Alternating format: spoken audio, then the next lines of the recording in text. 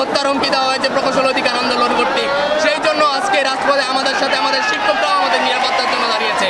আমরা স্লোগানের মাধ্যমে জানান দিচ্ছি, বুকের মাঝে তুমুল ঝড়, বুক পেতেছি আমরা গুলি কর। আমরা এই আসমান জমিনের মাঝখানে ডিপ্লোমা ইঞ্জিনিয়াররা একমাত্র আল্লাহকে ভয় পেয়েছি, এছাড়া আমরা কারোকে ভয় পাই না। একজন ডিপ্লোমা ইঞ্জিনিয়ার বেঁচে থাকতেও আমরা এই 3 দফা দাবিকে বিন্দু পরিমাণে বাস্তবায়ন করতে দিব না ইনশাআল্লাহ।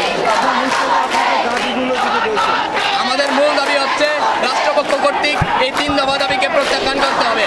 আমাদের যে 6 দফা দাবি রয়েছে সে সকল বিষয়ে যে রূপরেখা হয়েছিল সেই রূপরেখা দ্রুত বাস্তবায়ন করতে হবে।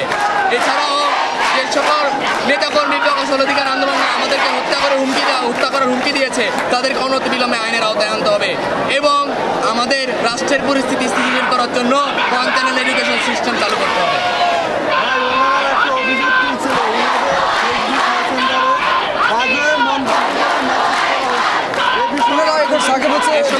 এই সকল বিষয়গুলো সবই বিভ্রান্ত ছড়ানো এবং সরকার পক্ষকে বিভ্রান্ত করার জন্য। যেরকম আপনারা দেখবেন কিছুদিন আগে বুয়েট একটা আন্দোলন করছিল, যেখানে তারা রাত্রে আন্দোলন করে তাদেরকে কুলাঙ্কার বলা হয়েছে, সকালে উঠে দেখে কি সেই ভিডিও 1 বছর আগে। তাহলে এগুলো কি হাস্যকর বিষয় না? এগুলো আসলে টার্গেট যে কোনো বিষয় নিয়ে আন্দোলন করে রাষ্ট্রকে অস্থিতিশীল